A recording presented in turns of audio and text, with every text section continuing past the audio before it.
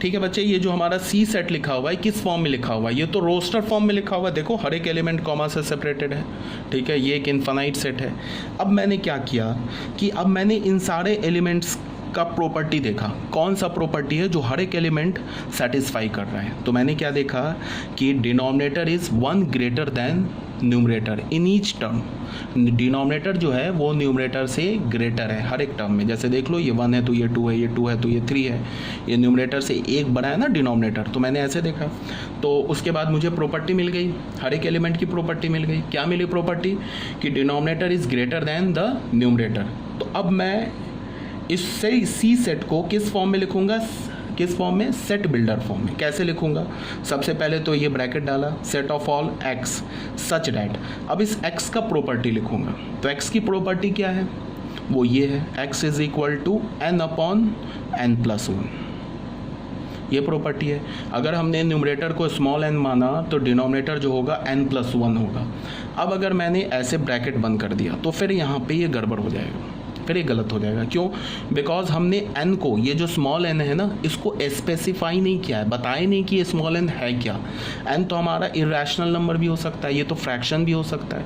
अगर n का value मान लो हमने डाल दिया 1/2 डाल दिया, तो n अपॉन n प्लस 1 क्या हो गया? देख लो, हाफ अपॉन हाफ प्लस 1, ये ऐसे हो गया ना बच्चे।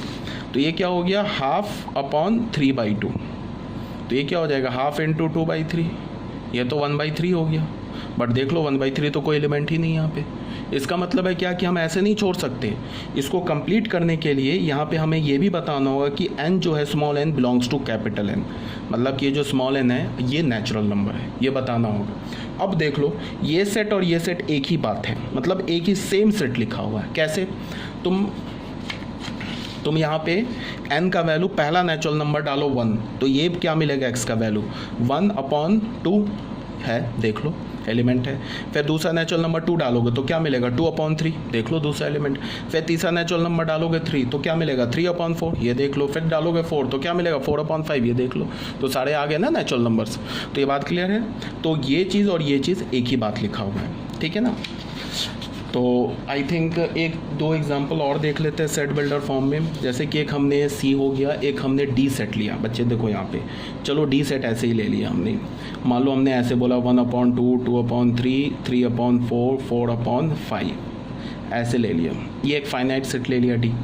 तो अगर मुझे इसे सेट बिल्डर फॉर्म में लिखना है तो मैं इसे क्या लिखूंगा? फिर मैं देख रहा हूँ क्या, सबसे पहले तो ये एक फाइनाइट सेट है। उसके बाद मैंने क्या देखा कि denominator is 1 greater than the numerator, ठीक है, ये देख लिया मैंने। इस के हर एक एलिमेंट की प्रॉपर्टी देख ली। उसके बाद मैंने ऐसे लिखा, the set of all x such that x is equal to n upon n plus 1, ये लिख दिया। और यहाँ बोल दिया n belongs to natural number, ठीक है। अगर मैंने इतना लिख के यहाँ पे ब्रैकेट क्लोज कर दिया तो फिर ये क्या हो जाएगा? फिर गड़बड़ हो जाएगा, फिर गलत हो जाएगा। क्यों हो जाएगा? बिकॉज n तो हम 100 भी डाल सकते हैं। तो 100 डालोगे तो 100/100 प्लस 1 101, ये तो है ही नहीं। तो इसका मतलब अब हमें ये स्मॉल n पे रिस्ट्रिक्शन डालना होगा। स्मॉल n पे क्या रिस्ट्रिक्शन डालना होगा? वो ये डालना होगा, एंड बोलना होगा हमें, and n is less than और इक्वल टू 4, ये हमें डालना होगा। अब जाके ये और ये सेट इक्वल हो गया। हमने क्या बोला कि एक स्मॉल n, ये नेचुरल नंबर तो है ही, और वो नेचुरल नंबर क्या है? या तो 4 है या तो 4 से छोटा है। तो n की वैल्यू क्या आ गई? 1 2 3 4, यही आ गई ना। अब तुम डाल के देख लो, n का वैल्यू 1 डालोगे ये नंबर मिल जाएगा, 2 डालोगे ये मिल जाएगा, 3 डालोगे तो ये मिल जाएगा, 4 डालोगे तो ये एलिमेंट मिल जाएगा। तो अब ये जाके ये सेट हमारा कंप्लीट हो गया। क्लियर है ना बात? तो इस टाइप के रिप्रेजेंटेशन को हम क्या बोलते हैं? सेट बिल्डर फॉर्म, ठीक है। तो फॉर एग्जांपल देख लो, जैसे हमने यहाँ पे ए सेट लिया है, the set of all x, इसको रीड करेंगे, क्या बोलेंगे? द सेट ऑफ, इसे क्या रीड करते हैं? The set of all x such that x is equal to 2n बोल दिया। और यहाँ पे क्या बोल दिया? n belongs to natural number. तो अब क्या है, हमने नेचुरल नंबर बोल दिया, तो इसमें n का वैल्यू 1 डालोगे तो 2 मिल जाएगा, 2 डालोगे तो 4 मिल जाएगा, 3 डालोगे 6 एंड सो ऑन, सारे नेचुरल नंबर्स आ गए। ये सेट A था, और यहाँ पे जो हमने सेट B डिफाइन किया है, इन्फानाइट सेट वाला, ये सेट B और ये सेट A इक्वल है, ठीक है। हम A is equal to B बोल सकते। क्यों बोल सकते? बिकॉज सेट के एलिमेंट सेम है। नंबर ऑफ एलिमेंट्स भी सेम है, दोनों में इनफाइनाइट एलिमेंट्स हैं, और एलिमेंट्स भी सेम है, तो दोनों सेट इक्वल है। बस इसका रिप्रेजेंटेशन अलग है, इसको हमने सेट बिल्डर फॉर्म में रिप्रेजेंट किया, इसको हमने डायरेक्ट रोस्टर फॉर्म में रिप्रेजेंट किया। क्लियर है? तो अभी तक हमने जितने भी सेट देखे ना वो सारे डिस्क्रीट सेट देखे।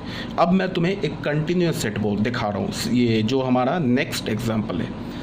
जैसे ये तुम देखो बी सेट देखो, इसको हम कैसे रीड करेंगे? The set of all x such that x belongs to r and x is greater than -1 but less than 1। ये हमारा एक कंटिन्यूस सेट है। अब इस सेट बी को तुम रोस्टर फॉर्म में नहीं लिख सकते हो। क्यों बच्चे नहीं लिख सकते हो? बिकॉज -1 और 1 के बीच में इनफाइनाइट रियल नंबर्स एग्जिस्ट करते हैं। तो इनफाइनाइट रियल नंबर्स को तुम सेपरेट कॉमा से तो नहीं लिख सकते हो ना। बहुत लिखोगे, 10,000 लिखोगे, 10 लाख लिखोगे, 10 करोड़ लिखोगे, इससे ज़्यादा तो नहीं लिख सकते हो। तो इसका मतलब है कि ये जो सेट बी है it can not be represented in roster form. इसीलिए हमने सेट को क्या किया, बट ये सेट तो है।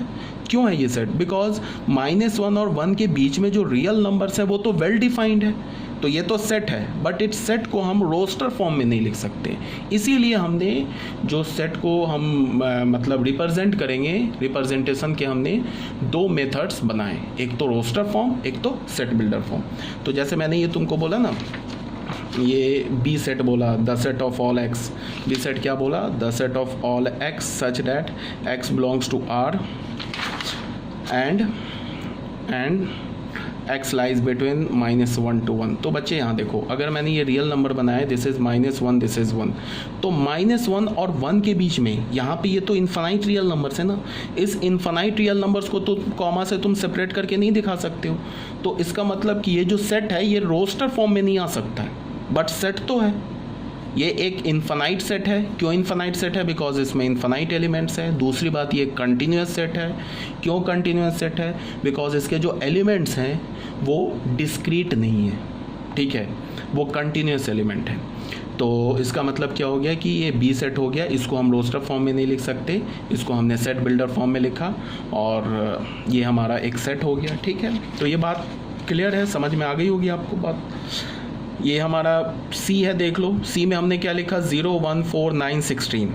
तो ये किस फॉर्म में लिखा हमने? इसको हमने लिखा है रोस्टर फॉर्म में, ठीक है। अब इसी रोस्टर फॉर्म को हम लोग क्या लिख रहे हैं? इस सेट बिल्डर फॉर्म में।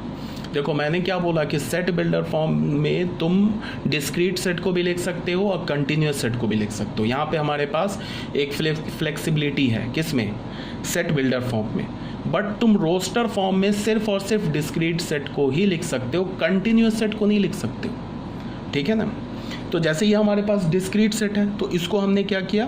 रोस्टर फॉर्म में भी लिख दिया, सेट बिल्डर फॉर्म में भी लिख दिया। अब सेट बिल्डर यहाँ से यहाँ तक आने में हमने इसके एलिमेंट में देखा क्या प्रॉपर्टी है, क्या खूबी है। तो हमने देखा कि अच्छा ये 0 तो है, ये तो 0 का स्क्वायर है। अच्छा फिर हमने क्या देखा? ये जो 1 है ये तो -1 का भी स्क्वायर है और ये 1 का भी स्क्वायर है।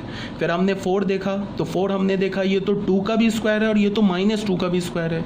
फिर ये हमने देखा 9 को -3 का भी स्क्वायर है, 3 का भी स्क्वायर है, अगेन -4 का स्क्वायर है, 4 का भी स्क्वायर है। तो हमने क्या देखा कि ये जो नंबर्स हैं ये तो इंटीजर्स के स्क्वायर लिखे हुए हैं।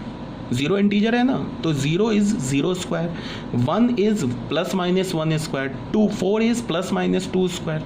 तो हमने देखा कि ये जो एलिमेंट्स हैं ये तो इंटीजर्स के स्क्वायर लिखे हुए हैं। तो हमने तो इसका प्रॉपर्टी खोज लिया, हमने देख लिया कि अच्छा ये जो एलिमेंट्स है ये तो इंटीजर के स्क्वायर है, तो हमें प्रॉपर्टी मिल गई, हर एक एलिमेंट की प्रॉपर्टी मिल गई। Every element in this set satisfy this property. कौन सी property? It is the square of sum integers. ये किसी इंटीजर्स का स्क्वायर है, ये हमें मिल गया। अब जब प्रॉपर्टी मिल गया तो हमने इसको सेट बिल्डर फॉर्म में लिख लिया।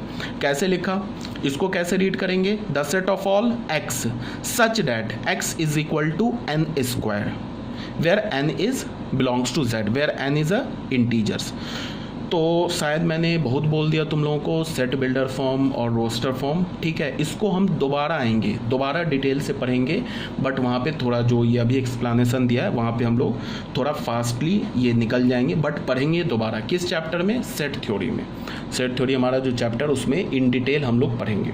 बट टाइम बिंग अभी हमने सेट के 2 फॉर्म्स देखे। अभी तक हमने क्या किया? सेट को डिफाइन किया और डिस्क्रिप्शन ऑफ ए सेट में हमने सेट के 2 फॉर्म्स देखे। Roster form which is only valid for discrete form discrete set, and दूसरा हमने क्या देखा, सेट बिल्डर फॉर्म। जिस सेट बिल्डर फॉर्म में आप डिस्क्रीट सेट को भी लिख सकते हो एंड कंटिन्यूस सेट को भी लिख सकते हो।